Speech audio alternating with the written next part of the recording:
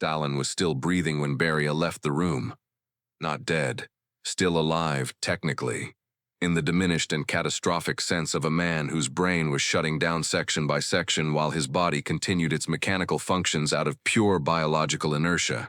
The stroke had taken his speech, his mobility, his capacity to give orders. What remained was breathing and the occasional movement of eyes that may or may not have still been processing what they saw. Beria looked at what remained of Joseph Stalin, turned, and walked out of the room at the Kuntsevo dacha. He did not pause in the hallway.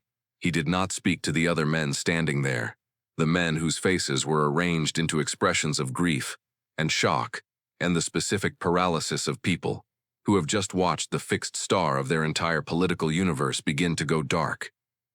He went to a telephone. The calls he made in the next hour were not condolence calls. They were operational. He was moving MVD personnel into positions across Moscow with the focused efficiency of a man executing a plan that had existed in his head for years and was now, finally, permitted to run. Duty officers were notified. Senior deputies were located and briefed. The apparatus that Beria commanded was being repositioned, while the other members of the inner circle were still standing in a hallway trying to process what was happening to their world. Beria already knew what was happening to the world. He had been waiting for it, and he had decided, years before this specific night, exactly what he intended to do when it arrived. Stalin died on March 5, 1953. Beria had been working for 4 days already. To understand why Beria's behavior in the weeks following Stalin's death was not merely threatening, but existentially terrifying to every man in the Soviet leadership, you have to understand the architecture of what he was building and the speed at which he was building it. Each individual move he made had a surface justification. Taken together, the moves formed a pattern so clear and so comprehensive that any political actor capable of reading it arrived at the same conclusion. Beria intended to take everything, and he intended to do it before anyone could organize to stop him. The first move came within days of Stalin's death. Beria announced a mass amnesty. Hundreds of thousands of prisoners held in the Gulag system, classified as non-political offenders, would be released. The announcement generated genuine popular response. Soviet citizens who had watched family members disappear into the labor camp system encountered, for the first time in years, the possibility of return. The public read this as humanitarian reform. The members of the Presidium read something different. They read a man building a constituency. They read a man converting the accumulated human capital of the Gulag system, hundreds of thousands of people who now owed their freedom to a specific decision by a specific individual, into a diffuse but real base of popular legitimacy. They read a man who understood that power in the post-Stalin period would require a foundation that went beyond institutional control, that the naked coercion of the MVD would need to be supplemented by something that looked like popular consent. They also read something more immediate and more threatening. Beria controlled the camps. He decided who stayed and who left. The same apparatus that released prisoners today could receive new ones tomorrow. The message embedded in the amnesty was not merely political. It was personal. The man who could empty the camps was also the man who could fill them with whoever he chose. The second move was more precise and more revealing. Stalin had constructed the doctor's plot, the fabricated accusation that a network of Jewish physicians had conspired to murder Soviet leadership, as the opening architecture of what most historians now assess was intended to be another major purge. The investigation had been running for months. Prominent doctors were in custody. The trajectory of the case was pointing, as these trajectories always pointed in the Stalinist system, toward the inner circle itself. Beria canceled the investigation. He released the accused doctors. He announced publicly that the secret police had used improper methods, including torture, to extract false confessions. The entire apparatus of accusation that Stalin had constructed was dismantled in a matter of days. The public saw a reformer. The Presidium saw a demonstration. Beria had just shown, with complete clarity, that he controlled the security apparatus so comprehensively that he could reverse the operational direction of an active investigation, release prisoners who had been held under Stalin's personal authority, and publicly acknowledge institutional crimes that implicated the entire leadership. He had done all of this with a single decision. No consultation, no collective deliberation. One man, one candidate, and the architecture of Stalin's final terror project ceased to exist. The implicit statement was unmistakable to anyone with the political literacy to read it. If Beria could undo Stalin's investigations with a stroke of his pen, he could initiate his own investigations with the same instrument.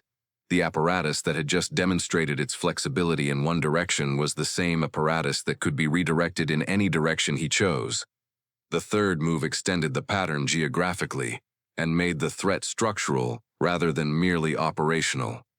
Beria proposed significant autonomy for the Soviet republics, local leaders from the republics themselves, rather than Russian administrators sent from Moscow, would take control of regional party and government structures.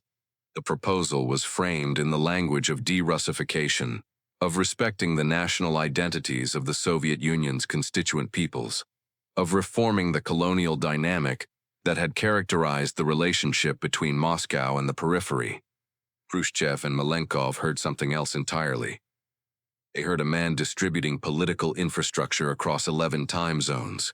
Local leaders who owed their positions to Beria's proposal would be, in any future conflict between Beria and the central leadership, natural allies of the man who had elevated them. The de-Russification proposal was not merely an administrative reform. It was the construction of a distributed political network that extended Beria's effective influence far beyond what his formal institutional position in Moscow could reach. He was building an empire within the empire, and he was doing it openly, presenting each component as reasonable policy, while the composite structure it was forming was anything but reasonable. The full picture of what Beria was building in those weeks is one of the most documented and yet least told stories of the Cold War. If you want to go deeper than what any video can cover, the sources behind this channel's research are listed in the description, some of the most detailed accounts of this period ever written. Khrushchev stopped analyzing Beria's moves individually sometime in April 1953. The exact moment is not recorded, but the shift in his assessment is visible in retrospect through the urgency and the specific nature of the conversations he began initiating with other members of the Presidium. He was no longer asking what each Beria move meant. He was looking at the composite, security apparatus control, popular legitimacy through amnesty, public positioning as reformer and truth-teller, regional power bases through the nationality proposals. Each of these things was concerning individually. Together they described a man who was systematically acquiring every component of comprehensive power simultaneously, moving faster than any coordinated response could match. Khrushchev did not need evidence that Beria was planning to kill him. He needed only to understand the structure of the situation he was in. A man who controlled security, who was building popular support, who was extending his influence into the regions, who held files on every member of the leadership, who was moving at a pace that foreclosed the possibility of organized opposition, was a man who did not need to explicitly plan the elimination of his rivals. He simply needed to finish consolidating, and the elimination would become available to him as an option whenever he decided to exercise it. The window for acting against Beria was not a political window. It was a survival window, and it was closing with every week that Beria's consolidation progressed. Khrushchev went to Malenkov first. This choice was deliberate. Malenkov was technically the most senior figure in the post-Stalin collective leadership, holding the position of chairman of the Council of Ministers. He was also the most visibly frightened of Beria among the senior leadership, for reasons that were entirely rational. Malenkov understood that his nominal seniority was provisional. He understood that Beria tolerated his position only insofar as it was useful to Beria's own consolidation process. He understood that the moment Beria no longer needed the cover of collective leadership, the tolerance would end. The conversation between Khrushchev and Malenkov was not ideological. It was not about the future of the Soviet Union or the proper direction of post-Stalinist governance. It was arithmetic. Two men who did not trust each other and had no particular reason to begin trusting each other now arrived at the same calculation through independent reasoning and discovered that their calculations produced the same answer. Beria was going to destroy them. The only variable was the sequence. If they acted first, they survived. If they waited, they died individually, each one isolated before the others could coordinate, each one taken down by the apparatus of accusation and forced confession that Beria had been operating his entire career. The trust that formed between Khrushchev and Malenkov in that conversation was not personal. It was mathematical. They were not friends choosing to stand together.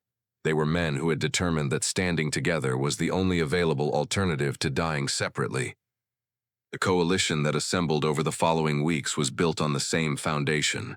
Each conversation Khrushchev conducted with another presidium member was a repetition of the same arithmetic, presented to a man who had already been running the same numbers privately and had arrived at the same answer but had not yet found a mechanism for acting on it. The mechanism required solving a problem that had no precedent in Soviet political history. How do you arrest the man who controls the secret police? The Kremlin's internal security was NKVD. If Beria's troops in the corridors heard a disturbance in the meeting room, they would respond to protect their commander. A vote against Beria in the Presidium was not a political act. It was a noise that the wrong people might hear. The answer was Georgy Zhukov and the Red Army. Zhukov was the general Stalin had exiled precisely because he was too powerful and too popular to be permitted proximity to political authority. Stalin had pushed him to obscure regional commands, stripped him of visibility, ensured that the hero of Stalingrad and Berlin could not convert his military reputation into political capital. Beria had enthusiastically supported every humiliation. The army had not forgotten what the NKVD did in 1937. 35,000 officers arrested, 3 top marshals shot. The institutional hatred between the military and the secret police was generational, and it was specific. When Khrushchev approached Zhukov with the proposition, he was not asking for a political favor. He was offering the army the reckoning it had been waiting 16 years to receive. Zhukov agreed. 2 armored divisions were quietly positioned outside Moscow. Military officers with loaded weapons were concealed inside the Kremlin before the Presidium meeting began. The NKVD guards in the corridors would not know what was happening until it was over.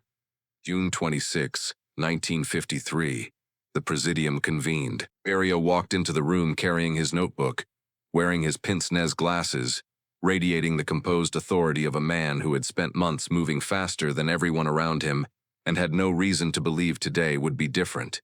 He had attended hundreds of meetings in this room. He had read the men in this room with professional accuracy for years. He had files on every one of them. He sat down and looked at the faces around the table. He did not read them correctly. For the first time in a career built on the accurate assessment of human vulnerability, Beria misread a room. What he saw were the faces of men he had been systematically frightening for weeks. What he did not see was that simultaneous fear, applied to sufficient people at the same time, does not produce submission. It produces coalition. The men around that table were not paralyzed by what Beria represented. They had passed through paralysis weeks earlier and had come out the other side into a cold and desperate resolve. Khrushchev stood before the agenda opened. He attacked immediately, at full volume, with the accumulated energy of a man who had been carrying a lethal secret for weeks and was now, finally, permitted to release it. Imperialist agent, enemy of the party, saboteur of the Soviet state. Beria's hand moved toward his notebook. Khrushchev struck it away. Malenkov found the hidden buzzer beneath the table. The doors opened. Zhukov walked through them and crossed the room without hesitation to the most feared man in the Soviet Union. Hands up. You are under arrest. Beria's face emptied. The color left it completely, replaced by something that everyone in the room would spend years trying to describe accurately. He looked at the men around the table. The men he had been efficiently terrifying for 3 months. The men whose files he held. The men he had been planning to neutralize one by one through the archive leverage that made each of them individually vulnerable. They had not waited to be taken one by one. They had moved together.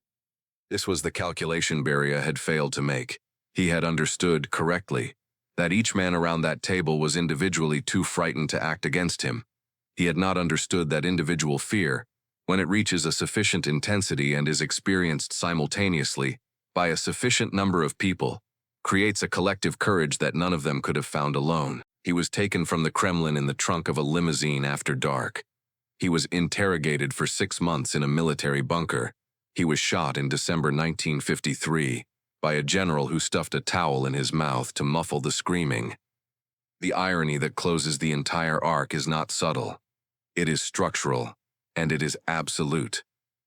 Every move Beria made after Stalin's death was individually rational. The amnesty built popular legitimacy. The doctor's plot cancellation demonstrated institutional control. The nationality proposals extended regional influence. Each decision followed logically from the objective of comprehensive power consolidation. The problem was that they were too rational, too efficient, too fast, too clear in what they were building toward. Beria executed each move with the focused competence of the most capable political operator in the Soviet Union, and in doing so he showed his hand so completely that the men watching had no uncertainty about where the hand was pointing. He left them no ambiguity. He left them no comfortable interpretation. He left them no reason to wait and see. He showed them, with the precision of a master demonstrating technique, exactly what he was building and exactly what it would cost them when it was finished.